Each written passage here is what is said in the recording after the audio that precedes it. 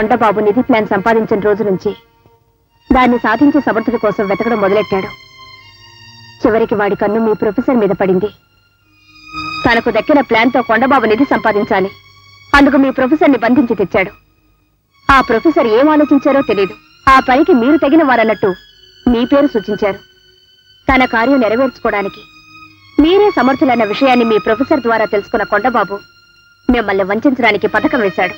సరిగ్గా వాణ్ణి వెన్నుపోటు పొడవాలంటే ఇదే సమయం అనిపించింది మా నాన్నకు. మమ్మల్ని పిలిచాడు. రావణ సంహారం జరగాలి. మా నాన్న పథకం ప్రకారం మేం వేషాలు వేశాం. మా నాన్న వాళ్లతో వేషం కట్టాడు. మీరు చిక్కకుండా ఉండాలని మేము రకరకాలుగా నాటకవాడి మీకు చేరువై నిజం చెప్పడానికి ప్రయత్నించాం. కాని కొండబాబు జయలక్ష్మిని మీకిచ్చి పెళ్లి చేయాలని ప్రయత్నం చేయడంతో ఆడదాన్నైనా సాహసం చేసి అబద్ధాలాడి మిమ్మల్ని పెళ్లి చేసుకోవాల్సి వచ్చింది.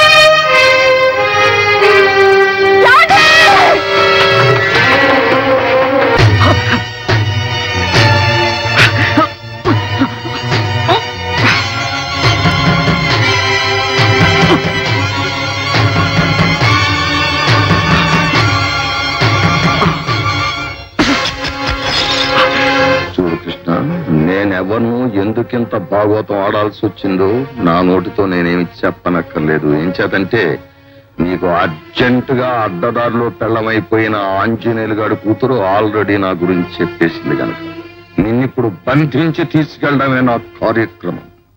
చూడు కృష్ణ, అరిచెయ్యంత సైజులో ఉండే ఈ మ్యాప్ని ఇండియా అంత పెద్దది చేయించాను నీకోసం. నేను నీ ద్వారా సాధించాలనుకుంటున్న నిధిని సంపాదించడానికి ఈ మ్యాప్ ఒక్కటే ఆధారం. అంచేతే ప్రాణ స్నేహితుల్ని చంపి మరీ సంపాదించాను. నా కోరికను నువ్వు కాదన్నావే అనుకో.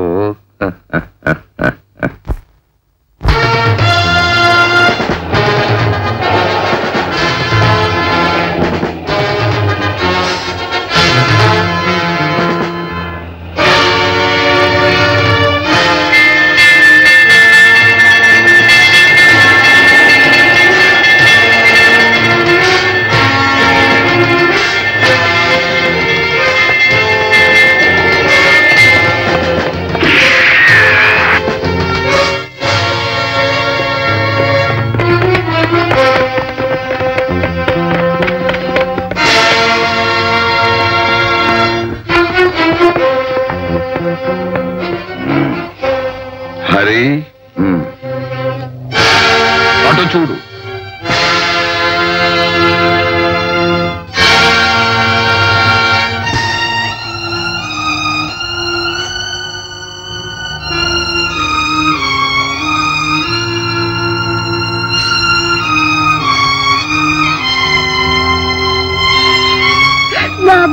హరి, ఆ కుర్రాడి కట్లు విప్పు.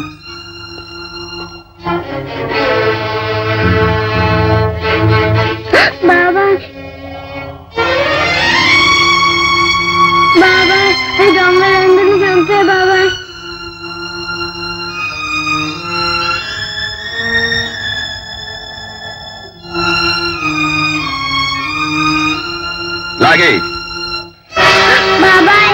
చూడు, భక్తుణ్ణి కొడితే భగవంతుడికి పళ్ళు రాలిపోయినట్టు నిన్ను సాచి లెంపగా కొడితే వీళ్ళందరి గుండెలు మండిపోతాయి. వీళ్ల గుండెలే గనక మండిపోతే నువ్వెంత మొండి కథానివైనా నీ ప్రాణాలు కూడా ఎండింగ్ అయిపోతాయి అనే సీక్రెట్ తెలిసిన వాడిని గనక వీళ్ళందరినీ ఇలా బందోబస్తు చేశాను.